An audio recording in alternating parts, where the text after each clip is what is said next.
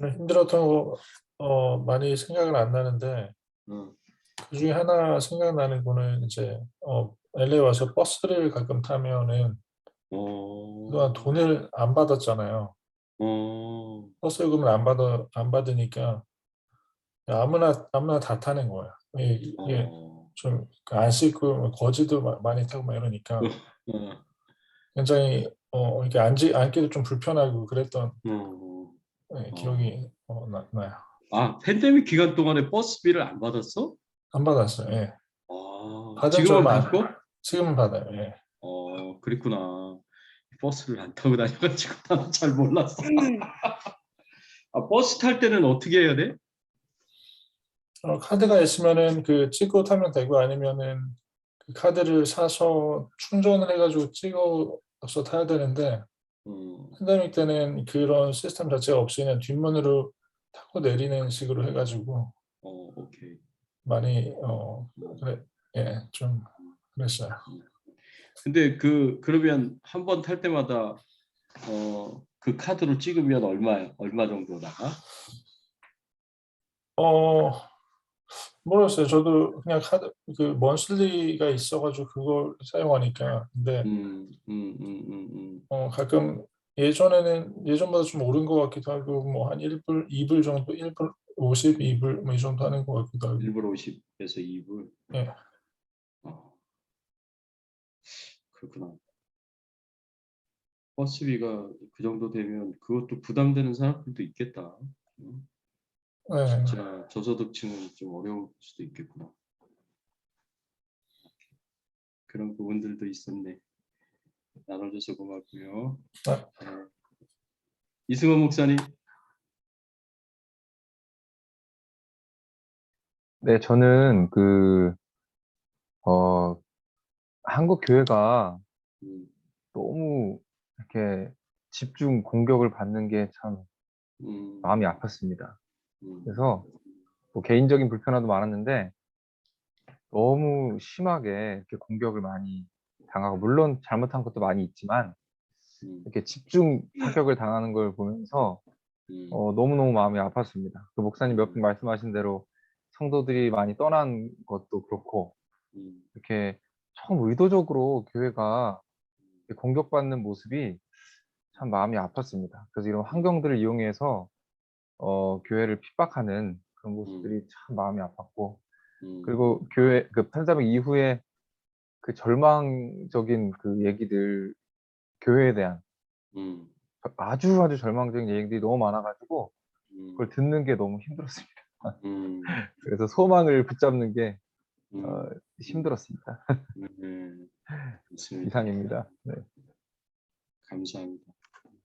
교회가 공격을 많이 당했죠.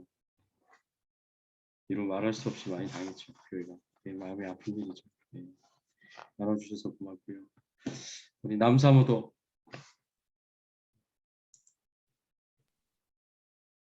네, 저도 목사님처럼 그렇게 한국에 교회가 많이 핍박을 당하는 게 되게 많이 속상했어요. 제가 직접 가서 봤기 때문에 지하철 뭐 그런데 빽빽하게 사람들이 있으면서 교회만 가지고 그러는 거를 진짜 눈으로 보고 와서 안타깝고 저 같은 경우는 멀리 떨어져 살기 때문에 부모님께 늘 죄송한데 아버지가 수술을 받으시고 그래서 꼭 가고 싶어서 이제 작년에 한국을 가긴 갔었는데 간다고 말하면 너무 걱정하실까 봐 미리 간다고 말씀을 못 드리고 비행기를 일단 타고 이제 제 동생이 부모님한테 밤에 자기 전에 지금 언니가 비행기에 타고 있고 내일 새벽이면 온다 그랬는데 정말 부모님이 너무 걱정이 돼서 한숨을 못 주무시고 그래, 제가 갔을 때도 이렇게 너무 걱정하시는 나머지 이렇게 환영을 못 해주시고, 이 어려운 때에 너는 왜 여기를 왔냐고 막 이렇게,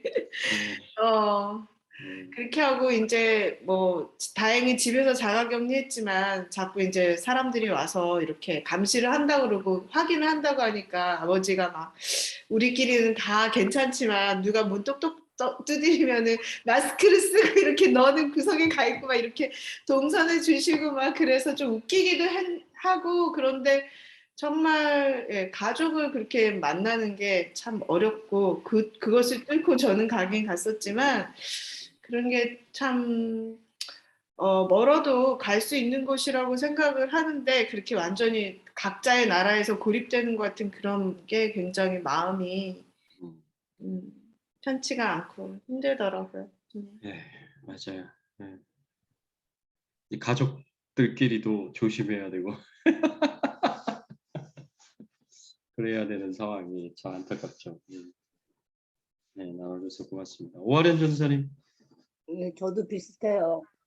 그 누구를 만나야지, 어디를 가야지, 여행을 해야지 이런 생각을 머릿속에 하다가 아유 뭐 지금은 못하지.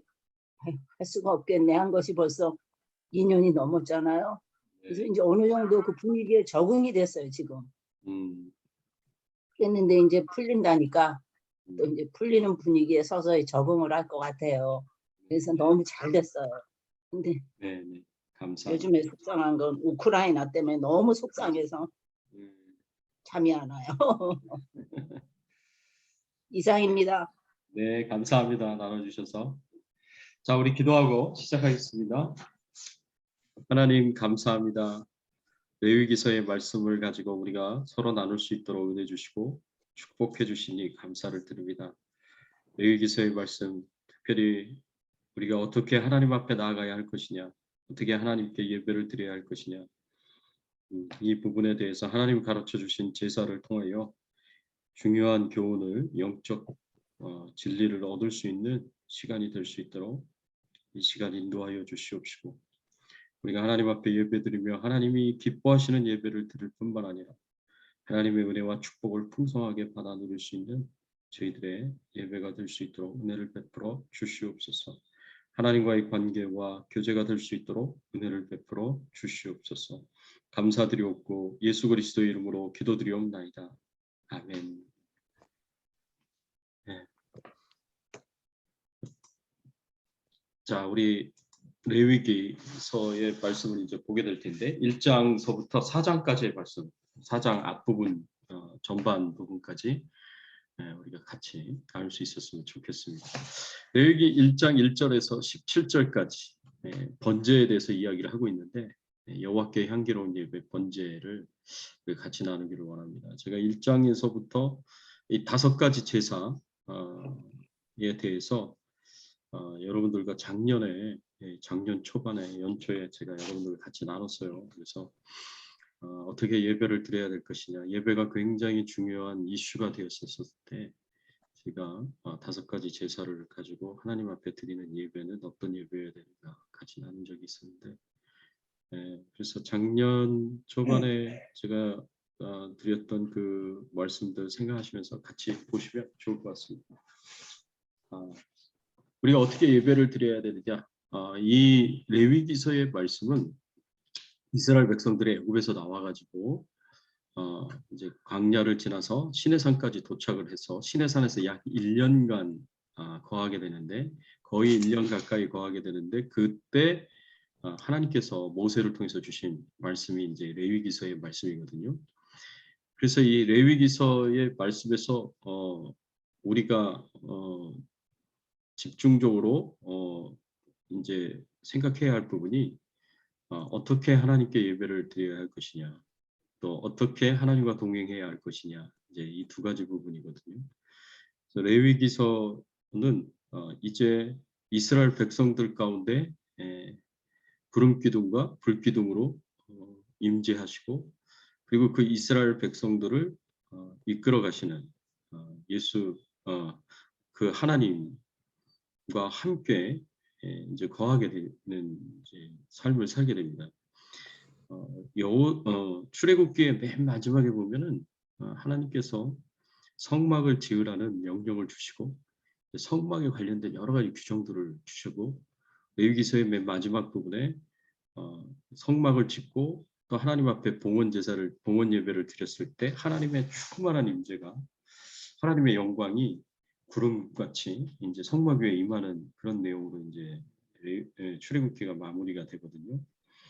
그래서 이제 성막을 짓고 성막 지성소 안에 언약궤 위에 이제 하나님이 임재를 하게 되는 그런 가운데 있는데, 그래서 이스라엘 진 안에 성막이 있고요. 또 이스라엘이 행군을 할 때도 그 성막을 모시고 이제 그리고 언약궤를 모시고 그렇게 가게 되는 그런 가운데 있게 됐습니다. 그래서 하나님이 이스라엘 가운데 임재하시고 거하시는 그런 상황에서 이스라엘 백성들이 어떻게 그 하나님을 섬겨야 할 것이냐, 예배를 어떻게 드려야 되고 그리고 어떻게 동행해야 될 것이냐, 이 5가지 제사와 7가지 절기에 대해서 하나님께서 레위기서의 말씀에서 이제 중심 주제로 이렇게 말씀을 해주십니다. 그래서 하나님과 이제 하나님의 임재와 하나님과 동행을 경험하는 이스라엘 백성들이 자신들 가운데 거하시는 하나님을 어떻게 예배드리고 섬겨야 할 것이냐, 이 굉장히 중요한 이슈인데 주제인데, 근데 하나님을 예배드리고 하나님을 섬길 때는 애굽에서 애굽 백성들이 애굽의 신들을 섬기는 것과 같이 그렇게 섬겨서는 안 됩니다. 그리고 이제 앞으로 가야 할 가나안 땅에 가나안 백성들이 가나안의 신, 이제 바알과 아사라와 같은 그 신들을 섬기는 그런 우상 숭배의 방법으로 하나님을 섬기면 또 안 돼요. 애굽의 신들이나 이 가나안의 신들은요, 전부 다 가짜 신들이에요. 우상들이에요.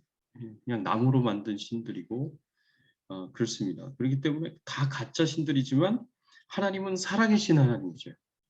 하나님은 살아계신 하나님이시고 유일하신 신이신 분인데, 그분 앞에 애굽 사람들처럼 애굽 신들을 우상 숭배하듯이 가나안 사람들처럼 가나안의 바알과 아세라 우상 숭배하는 것처럼 그렇게 하나님을 섬길 수 없다는 거죠. 그래서 하나님께서 거룩하시고 의로우신 하나님께서 어떻게 하나님의 백성들이 하나님을 예배드리고 섬겨야 될 것이냐, 하나님과 동행해야 될 것이냐, 그 부분에 대해서 특별히 말씀을 주신 게 레위기서의 말씀이다라고 우리가 생각을 할 수가 있습니다. 자, 그렇다면 우리가 어떻게 하나님 앞에 예배를 드려야 되느냐라는 질문을 했을 때 하나님께서 가장 먼저 주신 게 번제입니다. 번제 제사입니다. 그 번제 제사를 통해서 하나님이 주시는 교훈은 뭐냐? 피 흘림을 통한 죄사함으로 그리고 온전한 헌신으로 예배를 드려야 된다라는 것을 가르쳐 주십니다. 예배는 피 흘림을 통한 제사함으로 드려야 됩니다. 제사함을 가지고 드려야 되는 거예요. 번제에 대한 이제 제사 방법에 대해서 하나님께서 말씀을 하시는데, 어떻게 하냐면 제사자가 번제물을 가지고 오면 그 번제물이 이제 합당한 제물인지 아닌지 제사장이 판단을 내리고 합격을 하면 그 제물 위에 제사자가 손을 얹고 안수하면서 자신의 죄를 이 제물에게 전가하는 기도를 합니다. 그래서 안수를 하는 순간 이 제물과 제사자는 하나가 됩니다. 그래서 이 제사자가 가지고 있는 죄가 제물에게 전가가 되고, 제물은 그 죄를 이제 전가받고 난 뒤에 죄값을 치러야 되는 거죠. 그 죄값을 치르는 과정이 뭐 각이 띄어지고 그리고 뭐 피를 받아가지고 제단 사면에 뿌리고, 번제 같은 경우에는 그 모든 제물 전체를 다 하나님 앞에 번제단에 올려서 태워서 드리는 그런 제사로 그렇게 말씀을 하고 있습니다. 그래서 레위기서 1장 4절에 보면 그는 번제물의 머리에 안수할지니 그를 위하여 기쁘게 받으심이 되어 그를 위하여 속죄가 될 것이라. 또 5절과 6절의 말씀에 보면 그는 여호와 앞에서 수송아지를 잡을 것이요 아론의 자손 제사장들은 그 피를 가져다가 회막문 앞 제단 사방에 뿌릴 것이며 그는 또 그 번제물의 가죽을 벗기고 각을 뜰 것이요. 여기서 보면 그 피를 다 받아가지고, 짐승의 피를 다 받아가지고 제사장에게 주면 제사장이 그것을 제단 사방에 다 뿌릴 것이다라고 그렇게 말씀을 하고 있습니다. 왜 피를 가져다가 제단 사방에 뿌리냐? 이 피를 뿌리는 이유는 피를 하나님 앞에 보이기 위해서입니다. 피를 왜 하나님 앞에 보여야 되느냐? 이 피는 생명을 상징을 하거든요. 그래서 피를 하나님 앞에 보이면 이 죄값으로 생명을 바쳤다라는 것이 하나님께 보여지는 거예요. 그래서 이 피를 반드시 하나님 앞에 보여야 됩니다. 왜냐하면 피 흘림이 없으면 죄사함이 없기 때문에 그렇습니다. 하나님 앞에서 죄 용서함을 받으려면 죄값을 치러야 되는데, 죄값을 치르면서 죄 용서함을 받는 건데, 이 죄값은 자기 생명으로 드려야 되는 거예요. 근데 자기 생명으로 드릴 수가 없으니까 제물의 생명을 대신 하나님 앞에 드리는 거죠. 그래서 피를 사방에다가 뿌려서 이 하나님 앞에 죄 사함을 받고 죄 용서함을 받고 죄값을 치름으로 죄 사함을 받고 죄 용서함을 받는 거예요. 그래서 하나님 앞에 그렇게 나아가게 돼 있습니다.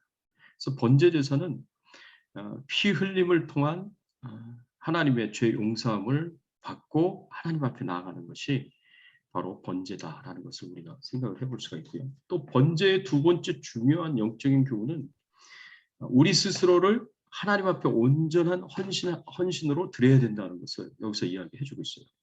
이 번제물을 이제 번제단에 올려놔가지고 거기서 태워서 하나님 앞에 드리는데 그 중에 뭐 기름만 하나님 앞에 드리는 게 아니라 전체를 다 드리게 돼 있습니다. 저 레위기서 1장 9절에 보면 그 내장과 정강이를 물로 씻을 것이요 제사장은 그 전부를 제단 위에서 불살라 번제를 드릴지니 이는 화제라. 여호와께 향기로운 냄새니라.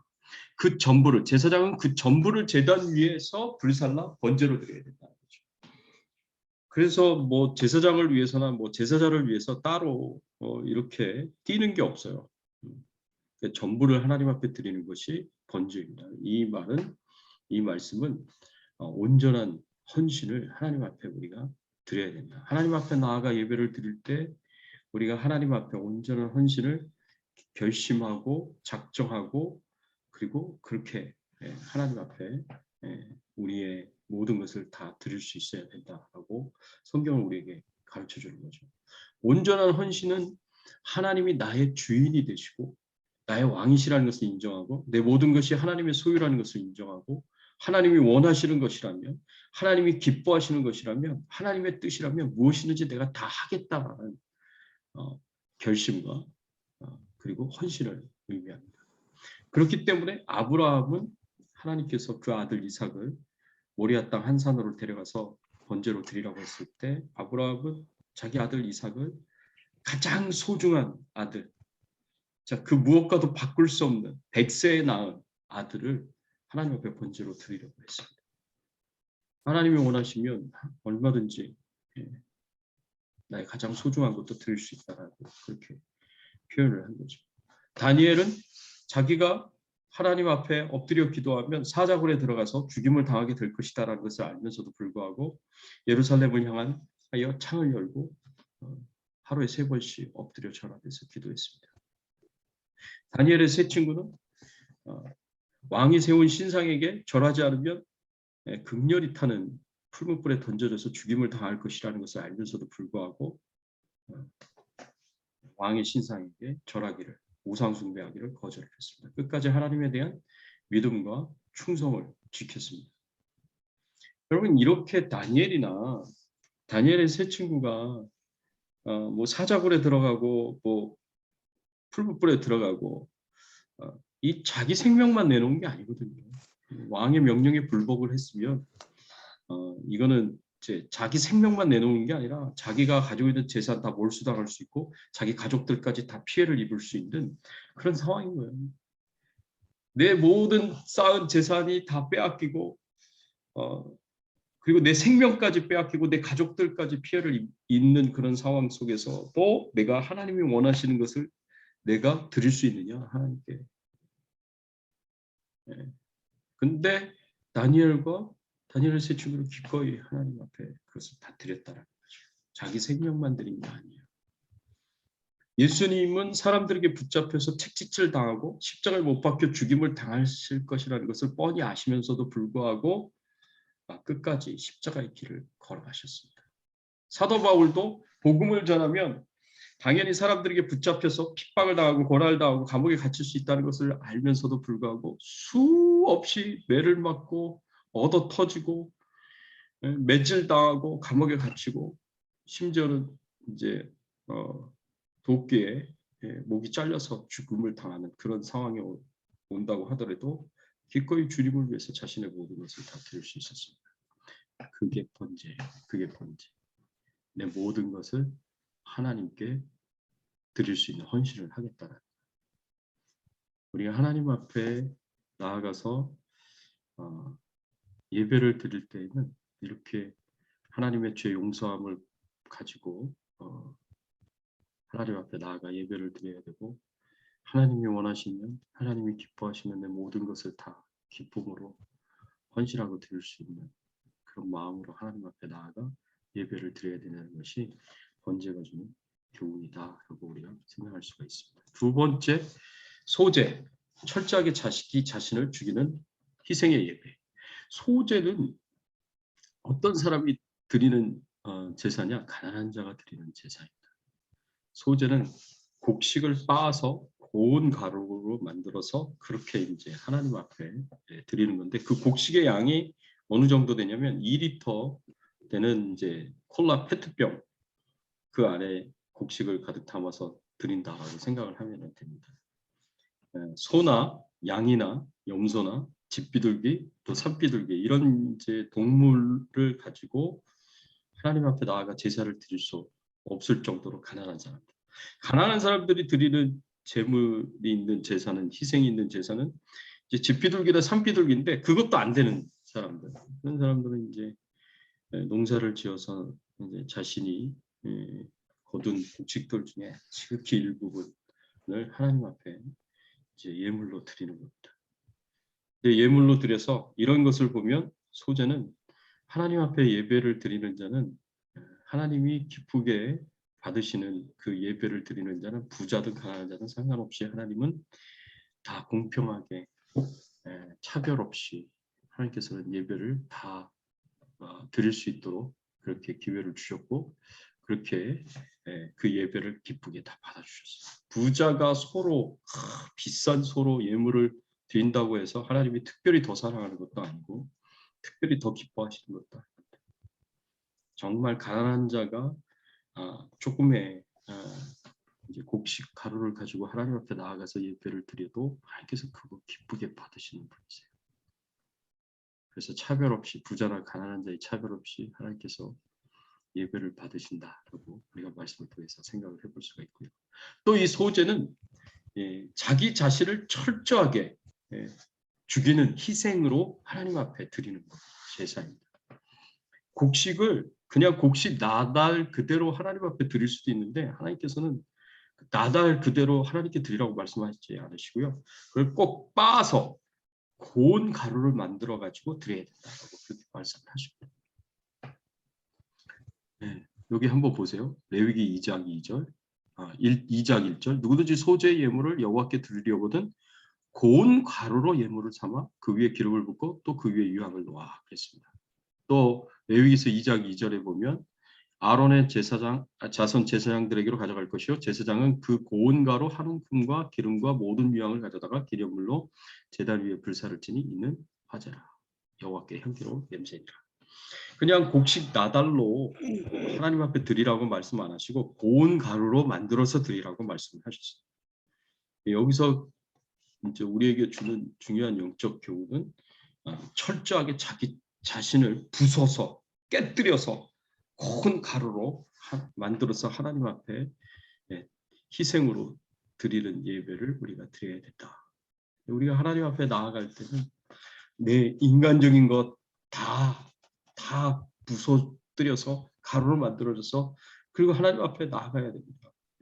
나의 옛사람, 내 모든 죄악된 삶 철저하게 깨고 부숴서 가루로 만들어서 하나님 앞에 드리고 육신의 혈기, 자존심 그리고 내 마음대로 내 뜻대로 하고 싶어하는 마음들 내 안락함과 편안함을 추구하는 그런 마음들 전부 다 깨서 부숴서 빻아가지고 가루를 만들어서 하나님 앞에 온전히 드려야 됩니다. 그게 이제 소제다. 근데 우리 안에 이렇게 부서져야 할 부분이 있어요. 찬양 중에 부서져야 하리라 뭐 그런 찬양도 있지 않습니까? 이렇게 부서져야 하고 고운 가루로 만들어야 할 부분, 철저하게 깨어져야 할 부분들. 그런 부분들 우리가 철저하게 깨서 고운 가루를 만들어서 정말 하나님 앞에 내 자신을 이 소주의 제물로 드릴 수 있었으면 참 좋겠습니다. 세 번째, 화목제, 감사와 화목한 교제의 예배입니다. 화목제는요, 이제 3장의 말씀에 보면 소나 양과 염소로 제사를 드리는 방법에 대해서 계속해서 말씀을 하고 있는데, 화목제에는 여러 가지 의미가 있어요. 여러 가지 의미가 있지만 제가 한 가지만 여러분들과 같이 나누기를 원하는 것은 이 감사로 하나님 앞에 표현한 거예요. 하나님과의 화목과 이웃과의 화목과 교제, 하나님과의 화목과 교제, 이웃과의 화목과 교제도 굉장히 중요한 화목제의 중요한 영적 원리인데, 근데 그거 외에도 중요한 또 영적 원리가 있는데, 그게 뭐냐면 이 화목제는 감사제예요. 감사, 하나님 앞에 감사한 마음으로 드리는 제사가 화목제입니다. 그래서 이 화목제는 자원제라고 얘기합니다. 스스로 내가 원해서 내가 하나님과의 하나님께 감사하는 마음을 가지고 감사할 표현을 할 것이 있어서, 감사의 제목이 있어서 하나님 앞에 드리는 제사이고, 하나님과 더 화목한 관계를 위해서, 이웃과 화목한 관계를 위해서 드리는 제사가 이 화목제이고, 그래서 감사제이기 때문에 이 감사한 마음으로 하나님 앞에 드리는 건데, 3장 5절의 말씀에 보면 아론의 제사는 그것을 제단 위에 불 위에 있는 나무 위에 번제물 위에서 살을 찌는 화제라. 여호와께 향기로운 냄새니라. 이 하나님께서 향기롭게 여기는, 하나님께서 기뻐하시고 즐거워하시는 이제 그런 제사가 될 것이다라고 이 화목 제사에 대해서 표현하고 있는 것을 볼 수가 있습니다. 하나님이 기뻐하시는 화목 제사를 하나님께 드려야 되는 중요한 이유가 있는데, 이 3장 5절에 대해서는 제사 방법에 대해서만 좀 자세하게 나와 있고요. 이 7장에 가서 보면 화목제에 대한 추가 규정들이 나오는데, 그 규정들에 보면 이제 감사에 대한 강조들이 좀 많이 나옵니다. 이제 하나님께서 주신 축복들에 대해서, 은혜에 대해서 감사한 마음으로 하나님 앞에 제물을 드리라고 그렇게 말씀하고 있고, 또 서원한 사람이 서원을 마칠 때, 서원을 끝냈을 때 하나님께 드렸던 그 약속을 온전히 지키고 마쳤을 때 그렇게 감사한 마음으로 하나님 앞에 이 화목제를 드리라, 감사제를 드리라라고 그렇게 말씀을 하고 있는 것을 볼 수가 있습니다. 그래서 내가 범사에 하나님 앞에 감사한 마음을 가지고 나아가서 이 화목제를 드릴 수도 있고요. 특별한 기도 제목, 특별한 감사의 제목을 가지고 하나님 앞에 나아가서 이 화목제사를 드릴 수도 있고요.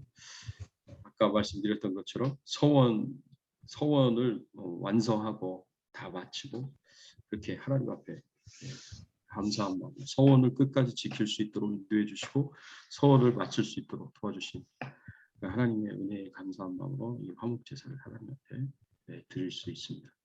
그래서 이 화목 제사를 드릴 때요, 특별히 하나님께서 말씀하신 규정 중에 레위기 7장 13절에 보면 또 유교병을 화목제의 감사제물과 함께 그 예물로 드리되라고 이렇게 표현했어요. 유교병을 감사제물과 함께 드리라.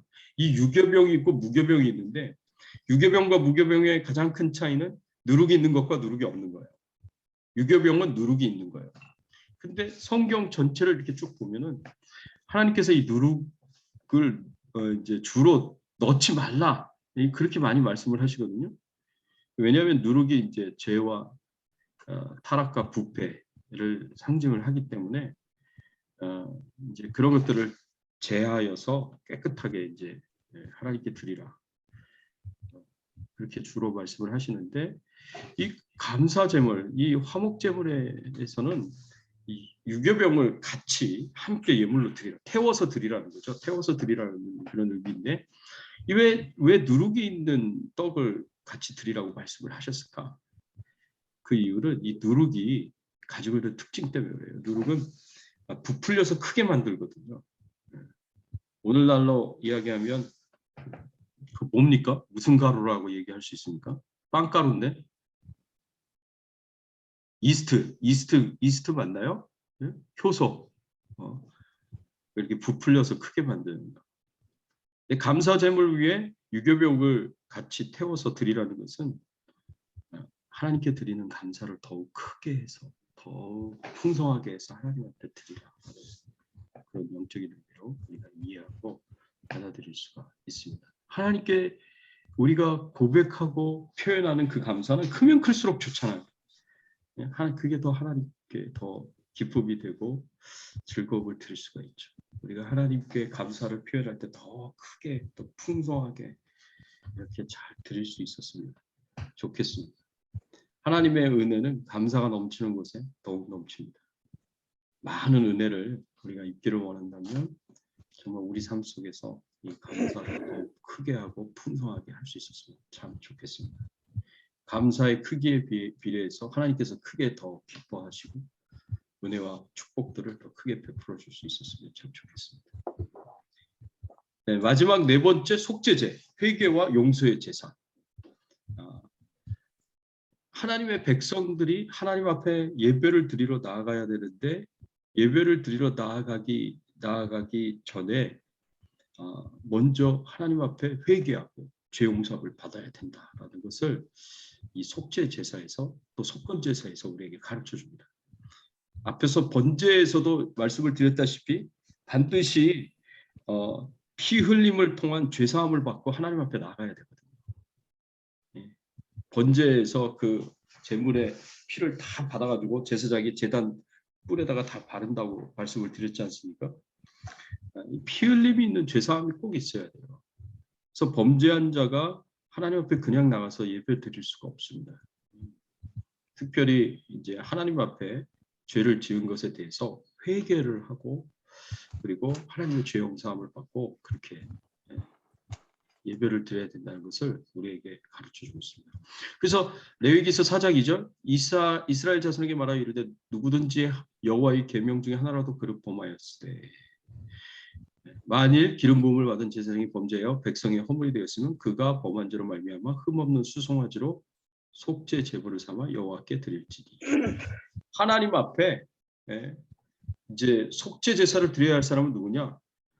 여호와의 계명 중에 하나라도 그릇 범한 자는 누구든지 하나님 앞에 나아가 속죄 제사를 드려야 됩니다.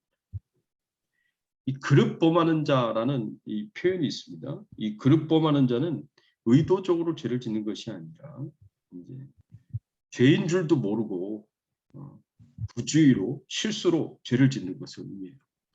우리가 내가 행하는 이것이 죄인 줄 알고 하나님 앞에 죄를 짓는 것이 있고 나도 모르게 이제 실수로 죄를 짓는 경우도 있고 죄를 지었음에도 불구하고 죄인 줄도 모르고 있는 그런 죄들도 있습니다.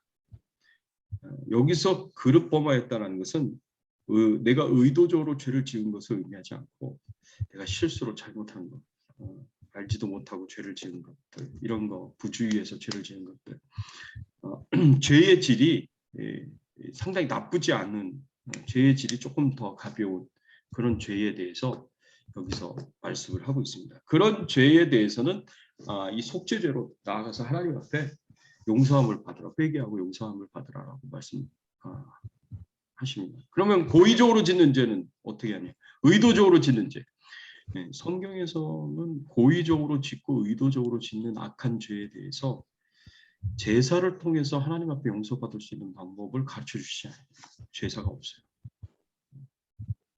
성경에서는 이 고의적으로 죄를 짓고 의도적으로 계획을 세워서 죄를 짓는 것, 예를 들면 이제 아하방과 이세벨 왕비가 나봇의 포도원을 빼앗은 것, 나봇을 모함하고 거짓 증인을 만들어서 나봇을 죽이고 나봇의 그 합법적인 상속자들, 그 아들들을 전부 다 죽였습니다. 그리고 그 포도원을 빼앗았습니다. 이때 의도적이죠, 계획적이죠, 이런 죄악들. 그리고 다윗이 우리아의 아내 바세바를 범하고 간음죄를 졌죠. 그리고 우리아를 의도적으로 계획적으로 전쟁터에 최전선으로 보내가지고 죽입니다. 계획적인 범죄죠. 다 의도적인 범죄고요. 이런 이제 간음죄, 음행죄, 그리고 살인죄, 이런 죄들은 이 속죄 제사나 속건 제사를 통해서 용서를 받을 수 있는 죄가 아니에요. 이런 죄는 그냥 당장 돌로 쳐서 다 죽여야 되는 죄인 겁니다. 율법에 의하면.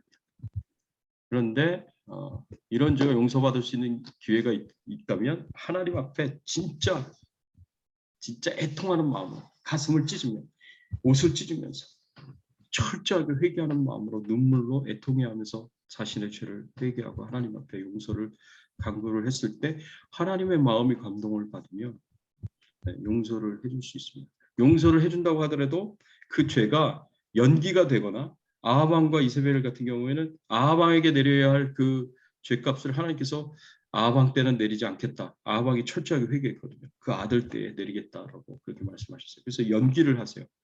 어쨌든 아하방 때 아합의 모든 가족들이 다 죽을 수 있는데 하나님께서 그 심판을 연기해줘서 아하방 아들 때 그 모든 심판이 임하도록 그렇게 만드십니다. 그래서 이세벨도 처참하게 죽습니다. 이세벨도 시신을 남기지 못할 정도로 죽습니다. 이 개들에 의해서 찢깁을 당하고 먹임을 당해서 그리고 그 가족들이 전부 다 죽임을 당합니다. 그래서 비참하게 하나님의 심판을 받죠.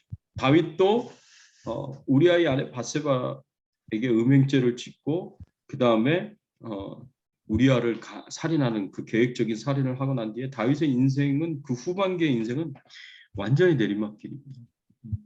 그리고 그 죄값을 평생 동안 치러야 되는 그런 고통과 고난을 당하게 됩니다.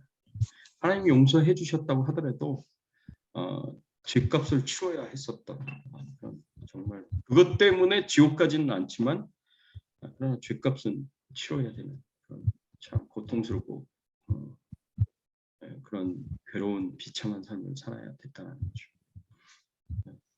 그래서 그런 죄를 용서만 받을 수 없어요. 그렇지만 죄의 질이 상당히 약한 자신도 모르게 죄를 짓는 거, 그다음에 의도적이지 않고 계획적이지 않는 우발적인 죄 이런 것들에 대해서는 하나님께서 이런 속죄죄를 통해서 용서함을 받을 수 있도록 그렇게 하셨습니다. 그런데 여기서 우리가 조금 이 속죄 제사에서 특히 이 제사장, 영적 제사장, 대제사장, 영적 지도자라고 할 수 있는 대제사장이 죄를 범했을 경우에 하나님께서 특별히 이렇게 하라고 말씀하신 부분이 있어요. 그게 레위기 4장 6절 7절에 나오는데 그 제사장이 이 대제사장입니다. 손가락에 그 피를 찍어서 여호와 앞 곧 성소 휘장 앞에 7번 뿌릴 것이며 제사장은 또 그 피를 여호와 앞 곧 회막 안 향단 뿔들에 바르고 그 송아지의 피 전부를 회막 문 앞 번제단 밑에 쏟을 것이다 라고 이렇게 말씀을 하셨습니다. 하나님께서 그 피를 성소와 지성소를 구분하는 그 휘장 앞에 7번 뿌리라고 했어요. 그리고 향단 뿔에 그 피를 바르라고 말씀을 하셨습니다. 여기 굉장히 중요한 의미가 담겨져 있습니다. 이 성소의 휘장 앞에 7번 피를 뿌리라는 것은 하나님과의 관계와 교제가 그 죄 때문에 막히게 되니까 그 휘장에다 7번 뿌리듯이 하나님과 죄 때문에 막힌 하나님과의 관계의 교제를 하나님께서 다시 회복하기 위해서 피를 뿌리라고 그렇게 말씀을 하신 걸로 우리가 이해할 수가 있고요. 특별히 향단불에다가 바르라고 한 것은 이 향단불은 이제 금향로의 뿔을 가리키거든요. 금향로. 이 금향로는 어떤 곳입니까? 금향로는 이제 성도의 기도를 상징하는 곳입니다. 그래서 하나님 앞에 기도하는 그 기도의 통로가 이 죄로 말미암아 막힐 수 있기 때문에 그 향단 뿔에다가도 피를 발라라. 그 회복을 위해서 이제 그렇게 하시는 거죠. 죄값을 이제 치르고 용서함 받아서 하나님과의 관계와 교제가 회복이 되고 기도가 회복이 되도록 그렇게 하나님께서 특별히 이렇게 하라고 말씀을 하시는 것을 알 수가 있어요. 구약 시대 때 대제사장들이 이렇게 했지만 죄를 지었을 때 여러분 신약 시대 때는 우리가 다 왕 같은 제사장이기 때문에 우리도 마찬가지입니다. 우리가 죄를 짓게 되면 하나님과의 관계와 교제가 막히게 돼요. 우리가 죄를 짓게 되면 기도가 막히게 돼요. 그래서 이사야서 59장 2절에 보면 오직 너희 죄악이 너희와 너희 하나님 사이를 갈라놓았고 너희 죄가 그의 얼굴을 가리어서 너희에게 듣지 않으시게 함이라.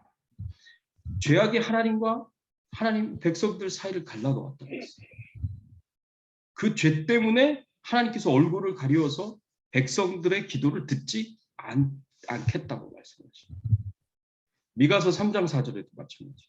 그때 그들이 여호와께 부르짖을지라도 응답하지 아니하고 그들의 행위가 악했던 만큼 그들 앞에 얼굴을 가리시리라. 하나님을 향하여 부르짖어도 응답하시지 않으시겠다고 말씀하셨어요. 그 앞에서 얼굴을 가리시겠다.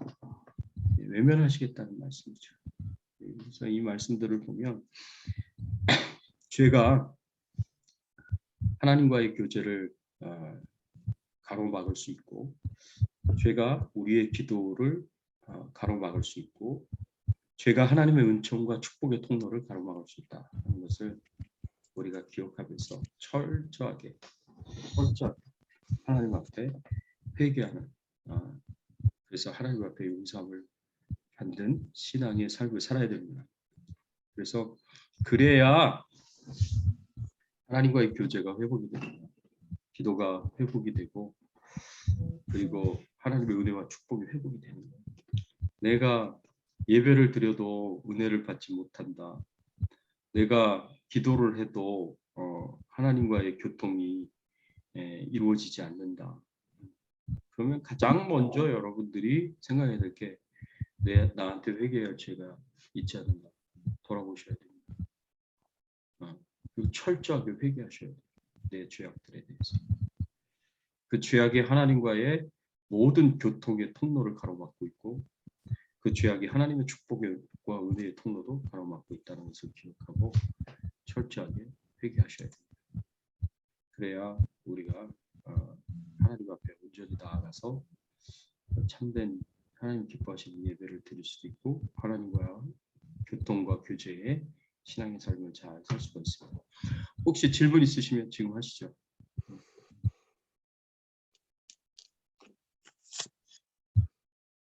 질문 있으시면 지금 하시죠. 없어요? 그럼 없으면 내가 이 적용을 안 하네. 잠깐만요. 적용을 옮겨놓지 않았네.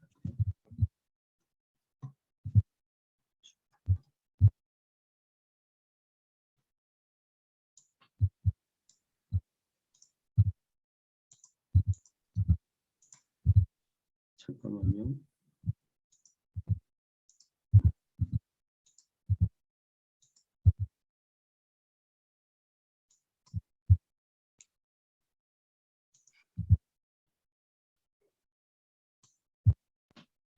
자, 말씀 적용. 첫 번째, 번제 예배를 드린다는 것은 예수님의 십자가의 피로 깨끗함을 입고 하나님께 나아가는 것이고, 하나님이 원하시는 것이라면 그것이 무엇이든지 다 감당하는 온전한 헌신을 하는 것이다. 예배 때마다 하나님 앞에 나아갈 때마다 십자가의 피로 깨끗함을 입고 온전한 헌신을 결단하기를 바랍니다. 우리가 하나님 앞에 예배 드리기 전에 반드시 회개 기도하셔야 됩니다. 예배 신앙 고백하기 전에 미리 가셔서 하나님 앞에 자리에 앉으셔서 미리 하나님 앞에 철저하게 여러분 예배 전에 자기 죄를 회개하고 하나님 앞에 나가야 돼요. 제가 전에도 드린 말씀이 있지만, 제가 와이엄에 가가지고 와이엄 집회에 참석을 했는데, 거기서는 거의 1시간 가까이를 찬양 집회를 하기 전에 회개를 시켜요. 철저하게 회개를 시켜요. 그래야 성령의 역사가 나타나고, 그래야 하나님의 은혜와 축복이 나타나기 때문에 그렇습니다. 그래서 예배 때 십자가의 피로 이제 깨끗함을 입고 온전한 헌신을 전체를 다 드릴 수 있는, 헌신을 결심하고 결단할 수 있는 그런 시간이 됐으면 좋겠고요. 하나님의 말씀이 우리 신앙과 삶과 신앙의 핵심 원리가 되기를 바랍니다. 말씀의 망치로 자신을 때리고 부숴버리십시오. 소재가 곡식의 고운 가루로 드리는 거기 때문에 이 말씀의 망치로 자신을 때리고 부쉈으면 좋겠어요. 그래서 완전한 고운 가루가 돼서 철저하게 자신을 죽이고 희생하고 예수 그리스도가, 나는 죽고 예수 그리스도가 사는 귀한 역사가 일어나기를 바라고요. 나의 옛사람, 죄악된 삶이 철저하게 깨어지고 부서지고, 내 육신의 혈기, 자존심이 철저하게 깨어지고 부서져서 가루가 된 삶을 제물로 드릴 수 있었으면 좋겠습니다. 타락하고 부패한 삶, 편안하고 안락함을 추구하는 나의 삶을 철저하게 버리고 성령 충만한 삶, 성령의 인도함을 받는 삶, 말씀에 순종하는 삶, 하나님의 말씀에 신실하고 충성스럽게 사는 삶을 제물로 그렇게 하나님 앞에 드릴 수 있었으면 좋겠습니다. 이런 삶을 가지고 하나님 앞에 나아가서 예배를 드려요. 그렇지 못하면 이런 삶이 되도록 다시 한번 헌신하고 결단하고 우리가 예배를 드려야 됩니다.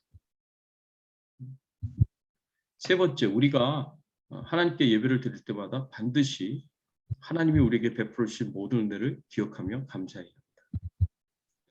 구체적인 감사의 제목을 가지고 하나님께 감사하는 마음으로 찬양을 드리고 감사의 고백을 드리고 감사의 예배를 하나님께 드려야 합니다. 그리고 우리가 하나님께 드리는 이 감사가 되도록이면 더 크고 풍성하게 해야 돼요. 그래서 하나님께 드린 감사는 크고 풍성하면 크면 클수록 풍성하면 풍성할수록 더 좋다라고 우리가 생각할 수 있습니다. 화목제와 관련된 교훈이죠. 네 번째, 이 세상에 죄가 없는 사람은 아무도 없습니다. 속죄제에 대한 이야기입니다. 모든 사람이 다 죄를 범했습니다. 그러나 정말 중요한 것은 죄를 짓고 나서 어떻게 하고 있는가입니다. 우리가 죄 짓는 것은 우리가 짓는 죄는 하나님과의 예배를 방해하고 은혜를 막히게 하고 기도를 막히게 합니다. 하나님 앞에 나와 예배를 드리는데 혹시 은혜가 되지 않습니까? 기도가 되지 않습니까? 그러면 반드시 우리가 회개할 죄가 있는지 찾아야 돼요. 그래서 회개해야 돼요. 그래서 하나님 앞에 회개와 죄 용서함이 있는 속죄제 예배를 하나님 앞에 드릴 수 있었으면 좋겠습니다. 자, 여러분 자기 자신과 돌아보면서 적용해야 할 부분들이 있으면 우리 같이 나눴으면 좋겠습니다.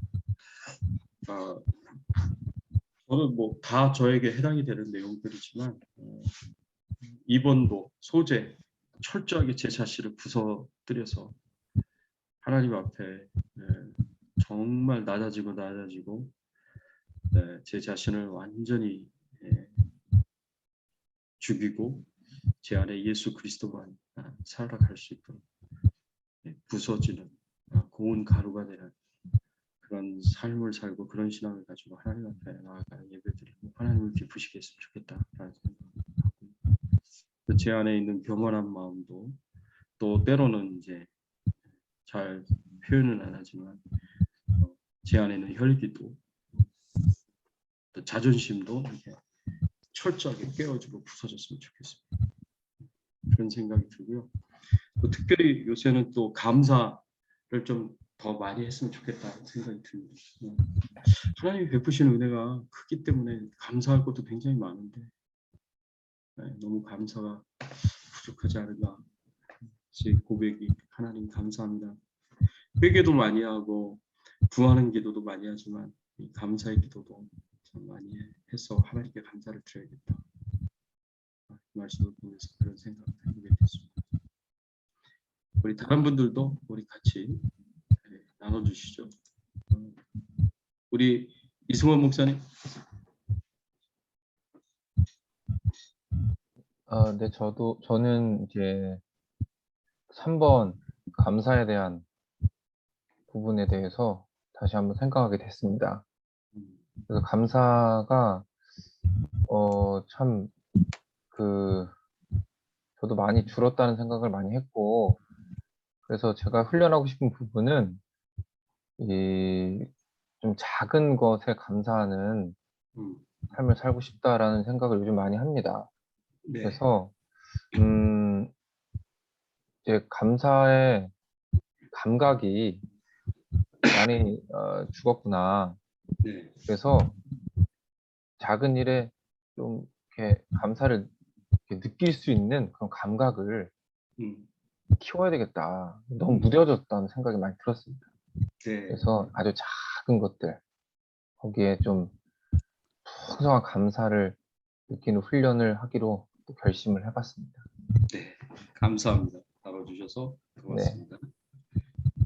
재응이. 네, 저는 2번을 나누고 싶은데요. 그러니까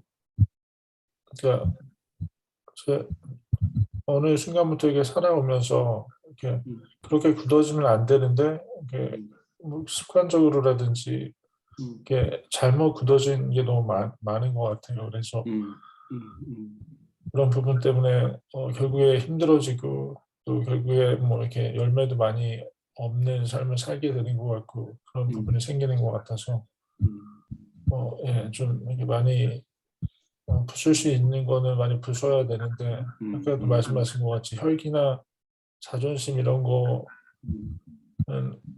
제 의지대로 많이 부서지려고 하지 않는 것 같아서 좀 많이 소재의 개념으로 많이 제 자신을 좀 부술 수 있으면 좋겠고 그리고 뭘 부숴야 되고 뭐를 이렇게 지켜야 되는지 좀 구별할 수 있는 그런 좀 지혜도 있었으면 좋겠다는 생각을 해보게 됐습니다. 나눠줘서 고마워. 장나. 우리 남사모도 같이 나누자. 네, 저도 3번입니다. 네. 회개도 하고 또 저의 느끼는 거나 저의 상황이나 제 심정을 하나님께 아를 때는 참 많은데 이렇게 하다 보니까 저도 좀 감사가 살면서 되게 많이 줄어드는 것 같아요. 네, 목사님 그 유교병 얘기하시면서 풍성하고 큰 감사를 드리려고 그랬는데 그 말씀만 딱 들어봐도 그냥 깊이 생각 안 해도 하나님은 정말 내 상황이 어떻든 뭐 힘들든 안 힘들든 만족스럽든 아니면 때로는 그렇지 못하든지 하나님은 정말 크고 풍성한 감사를 받으시기에 너무나 디절하시고 합당한 분이시고 네, 그런데 풍성하고 큰 감사보다도 그거는커녕 제가 삶에서 정말 작은 감사들도 많이 제가 놓치고 그래서 하나님께 되게 죄송하다는 마음이 많이 들었습니다. 예. 예. 그리고 아울러서 나누고 싶은 말씀은 가끔씩 이렇게 관계가 어렵거나 어쩔 때는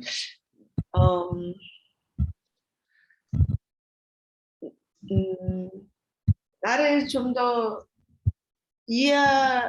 이야기를 하고 싶은데 막상 뭐랄까 제 말을 별로 들어주길 원하지 않는다든지 아니면 다 말해도 다 충분히 이해를 못 해준다든지 하는 경우도 인간관계에서는 얼마든지 있을 수 있고 그런 게 때로는 너무 힘들어질 때가 있는데 하나님은 정말 언제나 열려 계시고 제가 마음만 먹으면 언제든지 들어주시고 제가 다 설명하지 않아도 제 속을 다 아신다는 그게 갑자기 되게 감사로 다가오게 됐어요. 그 혹시 저는 아니죠? 알 수 없죠. 네, 농담입니다. 예. 예, 그래서 그냥 이번 주에 그것 때문에 내가 어쩔 때는 물론 다 그런 거 아니고 다 좋지만 그래도 어쩔 때는 되게 막 막힌 것 같고 그럴 때 가장 근본적이고 가장 절대적인 부분에서 완전히 뚫려 있다는 그게 되게 감사하다는 생각이 들었어요. 그래서 그냥 이 말씀을 괜히 한번 나누고 싶었습니다. 하나님 너무 좋으시고 그거 하나 때문에 우리는 너무 감사할 수 있는 것 같습니다. 네, 감사합니다. 오하련 전사님. 저도 뭐 비슷하죠. 뭐 구약의 율법을 보면 볼수록 우리가 지킬 수 없는 거는 100% 맞는데 예수 그리스도의 십자가 제사로 모든 죄를 벗어버릴 수 있었고 이 사실만 생각하면 정말 이게 꿈이냐 생시냐 할 정도로 매일매일 좋아서 꼬집어 봐야 할 정도로 정말 좋다. 옛날에 그 율법 시대에 살았으면 어떻게 할 뻔했나 이 생각이 들어요. 그러면서 이 레위기를 보면 항상 제가 오래전에 읽었던 주석이 생각이 나는데 그 주석이 아주 은혜가 많았어요. 그래서 모든 제사가 예수 그리스도를 표현하는 그 5대 제사, 예수님의 정체성이다. 이런 그 주석에서 표현을 했더라고요. 그래서 번제는 예수 그리스도 자신이 하나의 남김이 없이 모든 것을 하나님을 만족시키기 위하여 드려지는 제사였고, 예수님이 드려진, 그 다음에 소제는 고운 가루로 만들어서 하나도 덩어리짐이 없이 걸림이 없이 온전한 하나님이 만족한 그 상태로 예수님을 드려지는 그 제사였고, 근데 지금 시간이 많이 지나가지고 화목제, 속죄제, 속건제는 지금 정확하게 표현할 수 없을 정도로 잊어먹었어요. 그 책을. 근데 요새는 주석 이런 건 보게 되지도 않고 그냥 성경밖에는 읽어지지가 않더라고요. 그래서 이제 다시 한번 봐야 되겠어요. 그래서 너무너무 그 뭐지? 그 주석에서 성경 66권에서 레위기를 짜면 예수 그리스도의 피가 가장 많이 나오는 책이다. 이게 지금 머릿속에 지금도 기억이 나요. 그래서 그 레위기에 대한 새로운 그 인상을 받았던 과거가 생각이 나네요. 감사합니다. 이상입니다. 네, 감사합니다. 예, 여러분 우리 같이 레위기 이제 4가지 제사에 대해서 같이 나눴는데 하나님 주신 도전하시는 부분이 있고 은혜를 주신 부분이 있다면 같이 그것을 붙잡고 함께 통성으로 기도할 수 있었으면 좋겠습니다. 함께 통성으로 기도하고 이승원 목사님 마무리 기도 부탁드립니다. 함께 기도하겠습니다. 하나님 감사합니다. 하나님 우리가 철저하게 부서져서 고운 가루가 되어 하나님 앞에 헌신적으로 드려지는 희생적으로 드려지는 저희들의 삶이 되어야 할 텐데 참 아직까지도 부서지지 못한 인간적인 부분이 있습니다. 아직까지 부서지지 못한 세속적인 부분들이 있습니다. 하나님 용서하여 주시옵시고 저희들이 철저하게 낮아져서 우리의 정과 욕심은 십자가에 못 박게 하여 주시고 우리는 철저하게 죽게 하시고 오로지 예수 그리스도만 살아서 우리의 삶을 다스리시고 통치하시며 오로지 가루가 된 저희들의 십자가에 못 박힌 저희들이 하나님 앞에 제물로 드려질 수 있도록 하나님께서 은혜를 베풀어 주시옵소서. 희생하게 하시고 주님을 위하여 우리의 삶을 생명을 드리며 살아갈 수 있도록 하나님 도와주시옵소서. 하나님 감사의 삶을 살기를 원합니다. 하나님이 베푸신 은혜에 감사하고 하나님 베푸신 축복에 감사할 수 있는 저희들의 신앙의 삶이 되기를 원합니다. 하나님 도와주시옵소서. 하나님 은혜를 베풀어 주시옵소서. 감사합니다. 감사합니다. 항상 감사의 제목을 가지고 특별한 제목을 가지고 감사하고 범사에 감사할 수 있도록 도와주시옵소서. 하나님 베푸신 은혜와 축복을 기억하며 감사할 수 있는 저희들 되게 하여 주시옵소서. 하나님 도와주세요. 도와주세요. 도와주세요.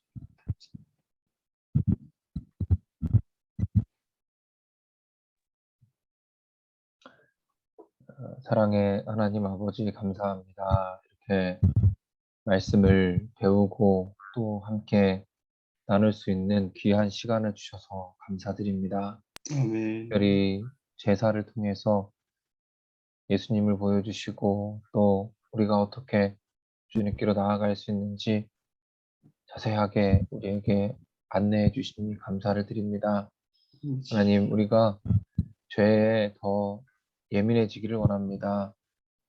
세상 사람들이 아무렇지도 않게 여기는 것들을 우리는 그것이 죄인 것을 깨닫고 알고 남들보다 더 예민해져서 하나님 앞에 작은 것까지도 회개하고 하나님을 기쁘시게 할 수 있도록 도와주십시오. 특별히 감사하기를 원합니다. 우리 안에 무엇보다도 십자가 사랑과 그 은혜에 대한 감사와 감격이 식지 않도록 하시고 또 하나님께서 우리에게 주시는 매일매일의 감사들, 특별히 작고 또 사소한 것들까지도 감사와 예배로 올려드릴 수 있는 감사의 영성을 주님께서 허락하여 주시옵소서. 아멘. 특별히 우리 자신을 십자가에 못 박고 나는 죽고 예수로 사는 십자가의 삶을 또 제자의 삶을 살아가도록 우리의 모든 자존심과 우리의 욕심을 주님의 제단 앞에서 다 부술 수 있는 영성과 용기를 허락하여 주시옵소서. 아멘. 하나님, 수고하신 우리 목사님 기억하시고 말씀을 가르치실 때에 피곤치 않도록 하시고 성령의 능력을 더하시고 또 기도하고 부르짖는 모든 것들 하나님께서 이 교회와 그 가정 가운데 또 사역 가운데 차고 넘치도록 부어주시고 함께하여 주시옵소서. 모든 말씀 예수님의 이름으로 기도드립니다. 아멘. 네. 여러분 수고하셨습니다. 네. 내일 아침에 우리 새벽 예배 때 또 같이 다 뵐 수 있었으면 좋겠습니다. 우리 오창신 권사님 자축을 하신다고 감사합니다. 안녕히 주무세요. 같이 다 참여해 주시면 고맙겠습니다. 네, 안녕히 계세요. 안녕히 주무세요. 네.